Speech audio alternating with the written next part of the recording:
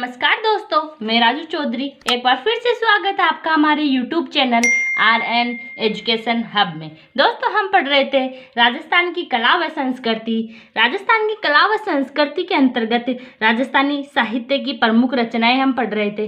पिछली क्लास में हमने पढ़ा था मुहणोत, नैणसीरी ख्यात, मारवाड़ परगनारी विगते, वेली किशन रुक्मणी री, वीर विनोद, पृथ्वी विजय, ढोला मारूरा दुहा, ढोला मारूरा दुहा, ढोला मारूरी चौपाई, कानड़ दे प्रबंध, कानड़ दे प्रबंध, पद्मावत, पद्मावत और वीर विनोद, वीर विनोद, बिहारी सतसई, बिहारी सतसई आदि ग्रंथों के बारे में हमने विस्तृत रूप से जानकारी प्रदान की थी। आज हम पढ़ेंगे राजस्थानी साहित्य की श्रृंखला को आगे बढ़ाते हुए राजस्थानी साहित्य की प्रमुख रचनाएं। हम पढ़ेंगे पार्ट 3, राजस्थानी साहित्य की प्रमुख रचनाओं के पार्ट 3 को हम पढ़ने वाले हैं। पहला है इसमें हमारा जो ग्रंथ है वो है बाकी दासरी ख्यात, बाकी दासरी ख्यात। यह ख्यात बाकी दास के द्वारा लिखी गई है। बाकी दासरी ख्यात बाकी दास के द्वारा लिखी गई है और 1838 से 90 के बीच में ये लिखी गई है। बाकी दासरी ख्यात 1838 से 90 के बीच में इसको लिखा गया है।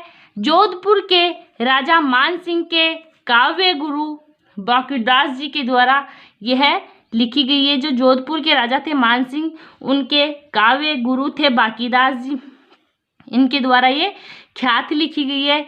इनके ग्रंथों का संग्रह बाकीदास ग्रंथावली में मिलता है।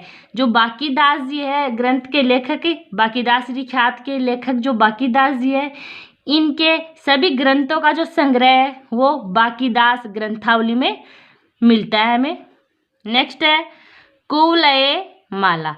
इस ग्रंथ की रचना उद्बोधन सूरी के द्वारा की जाती है। उद्बोधन सूरी के द्वारा की जाती है। 778 ईस्वी के लगभग इसकी रचना की जाती है उद्बोधन सूरी के द्वारा। उद्बोधन सूरी जालोर में रहकर तत्कालीन राजस्थान के सांस्कृतिक जीवन की अच्छी झांकी प्रस्तुत करते हैं। इस ग्रंथ में, कुवलय माला नामक ग्रंथ में, तत्कालिक राजस्थान के सांस्कृतिक जीवन के बारे में इसमें बताया गया है। नेक्स्ट है हमारा ग्रंथ, वो है ब्रजनिधि ग्रंथावली। ब्रजनिधि ग्रंथावली यह ग्रंथ जयपुर के महाराजा प्रताप सिंह के द्वारा रचित ग्रंथों का एक संग्रह है। जो जयपुर के कछवाहा वंश के राजा थे सवाई प्रताप सिंह, इनके द्वारा जो रचित ग्रंथ थे उनका संकलन इस ब्रजनिधि ग्रंथावली में है। नेक्स्ट है हमारा प्राचीन लिपिमाला। प्राचीन लिपिमाला और दूसरा है राजपूताने का इतिहास। प्राचीन लिपिमाला और राजपूताने का इतिहास पंडित गौरीशंकर ओझा के द्वारा लिखा गया है। पंडित गौरीशंकर ओझा के द्वारा यह लिखी गई है। पंडित गौरीशंकर ओझा का जन्म 1863 ईस्वी में सिरोही रियासत में हुआ था। पंडित गौरीशंकर ओझा का जन्म कहाँ हुआ था? सन 1863 ईस्वी में सिरोही रियासत में इनका जन्म हुआ था। भारतीय इतिहास साहित्य के पुरोधा के रूप में पंडित गौरीशंकर ओझा को जाना जाता है। भारतीय इतिहास साहित्य के पुरोधा के रूप में इनको जाना जाता है। सर्वप्रथम भारतीय लिपि का शास्त्र लेखन का कार्य पंडित गौरीशंकर ओझा ने किया था। जो हमारी राष्ट्रीय भाषा हिंदी है, इसमें सर्वप्रथम भारतीय लिपि का शास्त्र लिखने वाले पंडित गौरीशंकर ओझा है और इन्होंने सर्वप्रथम हिंदी भाषा में शास्त्र लेखन कर अपना नाम गिनीज बुक में लिखवाया। गिनीज बुक में लिखवाया।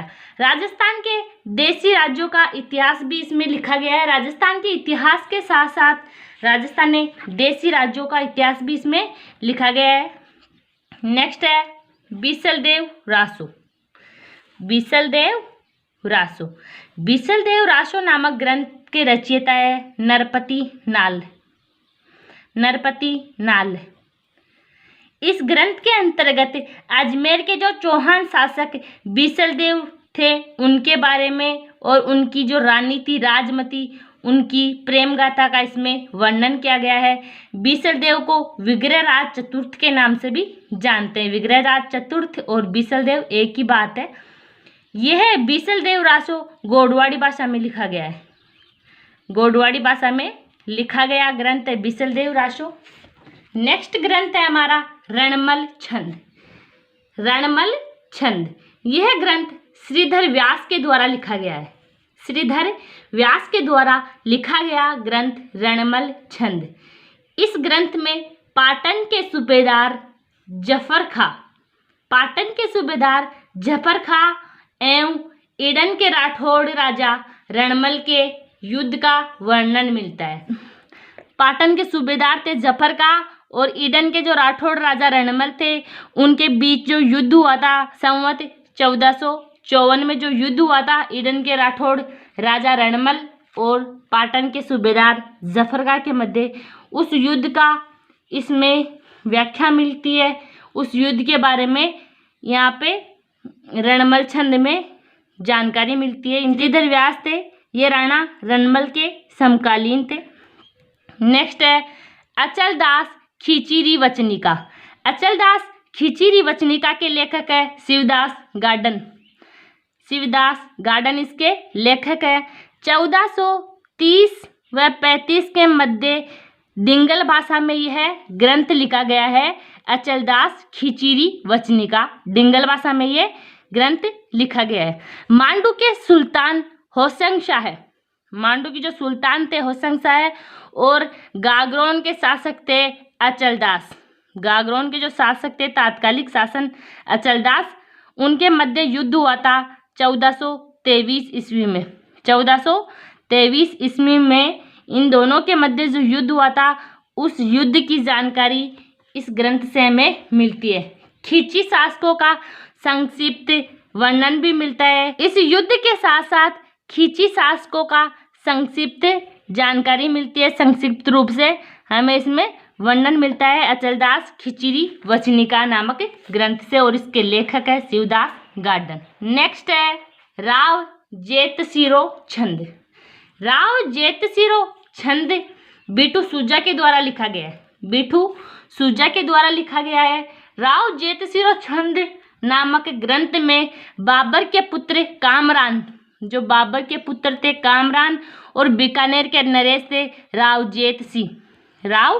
जेतसी, इनके युद्ध का वर्णन इसमें मिलता है। राव जेतसिरो छंद और इसके लेखक है बीटू सूजा। नेक्स्ट जो ग्रंथ है वो है रुक्मणी हरण और दूसरा है नागदमन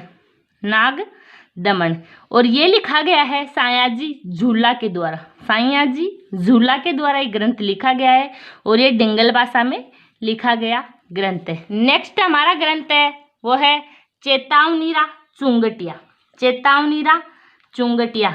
यह केसरी सिंह बहरट के द्वारा लिखा गया है। चेतावनीरा चुंगटिया, इस पुस्तक में दोहे लिखे गए हैं और दोहों के माध्यम से मेवाड़ के महाराणा फतेह सिंह को दिल्ली दरबार में जाने से रोकते हैं केसरी सिंह बहरट। मेवाड़ के जो राज्य कवि थे केसरी सिंह बहरट, यह फतेह सिंह के दरबार में कवि थे और इन्होंने अपने पूर्वजों के मान और सम्मान के बारे में दोहे लिखकर इनकी आत्मविश्वास को जगाते हैं, इनके आत्म सम्मान को जगाते हैं कि आपके पूर्वज कैसे थे, कभी दिल्ली नहीं गए, सम्राट के सामने सर नहीं झुकाया और आप कहाँ जा रहे हो, दिल्ली जा रहे हो अंग्रेजों के सामने झुकने के लिए।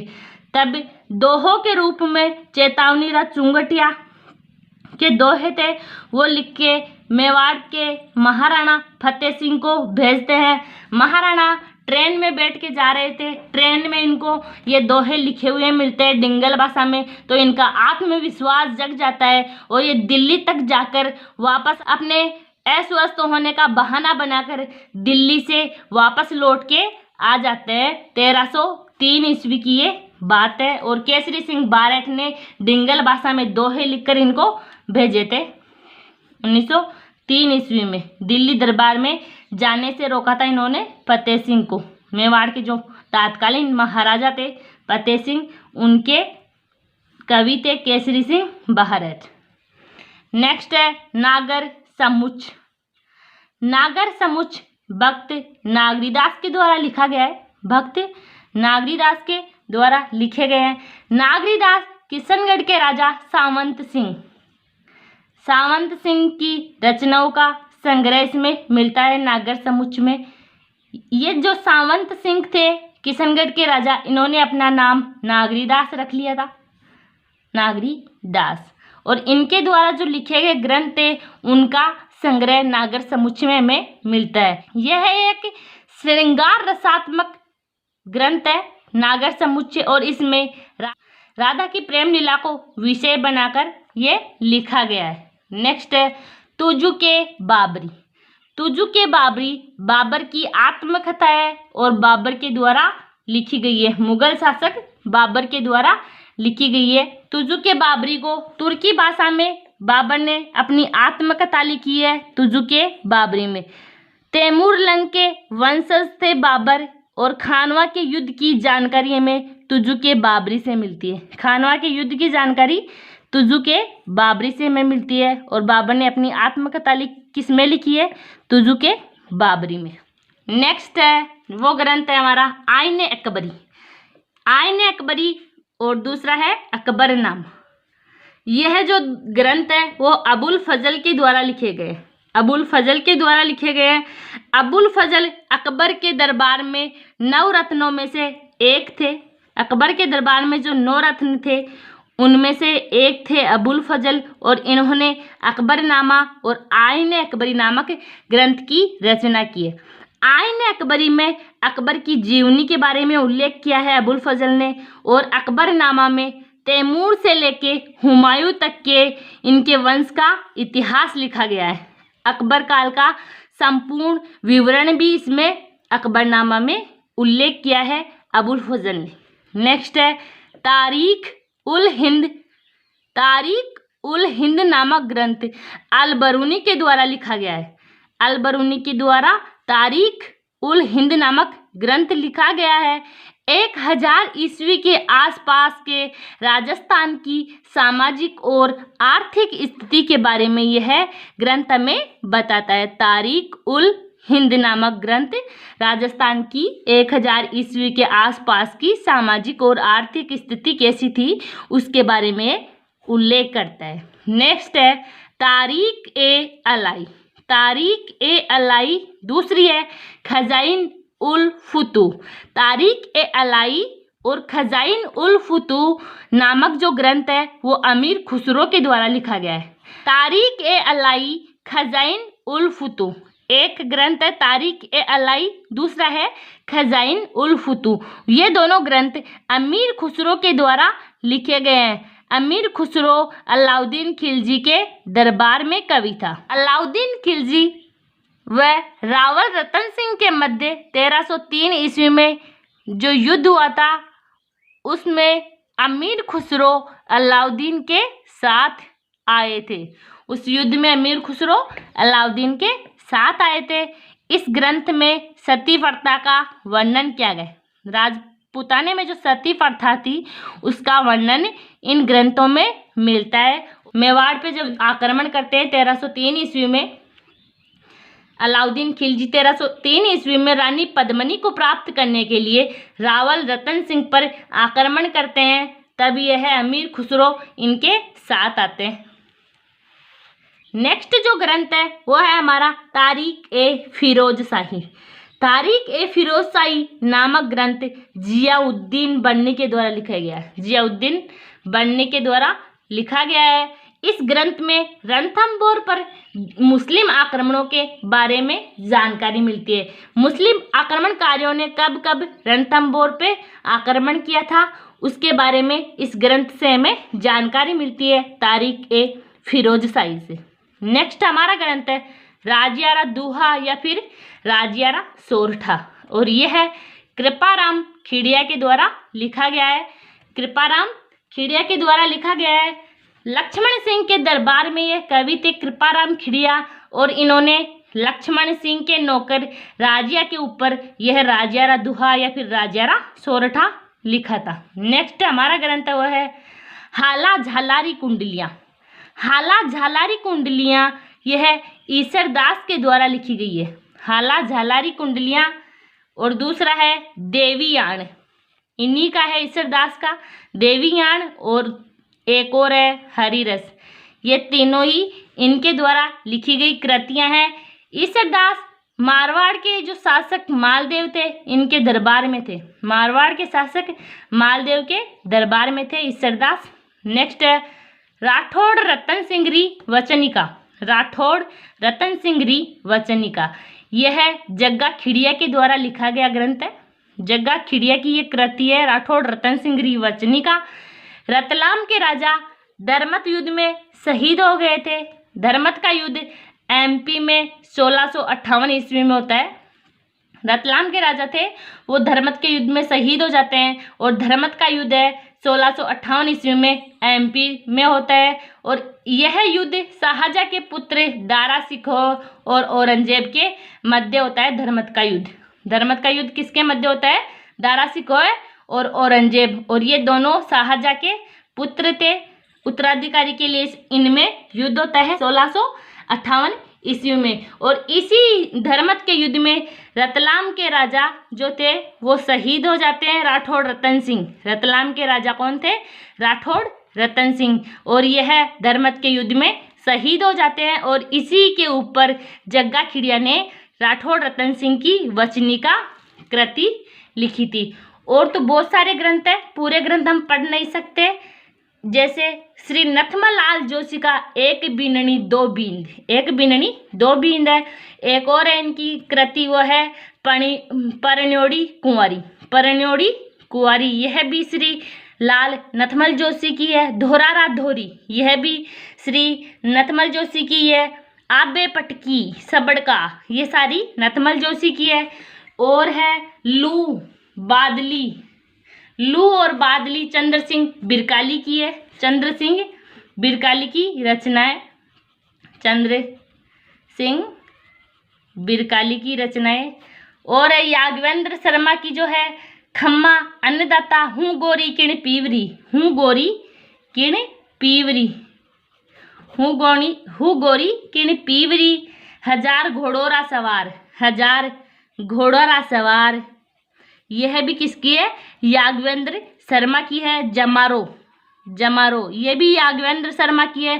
तासरो घर, तासरो घर ये भी याज्ञवेंद्र शर्मा की है। मिट्टी का कलंक ये भी याज्ञवेंद्र शर्मा की है। मेघराज मुकुल की है चंवरी, चंवरी पाबूजी दी चंवरी, चंवरी किसकी? पाबूजी दी चंवरी।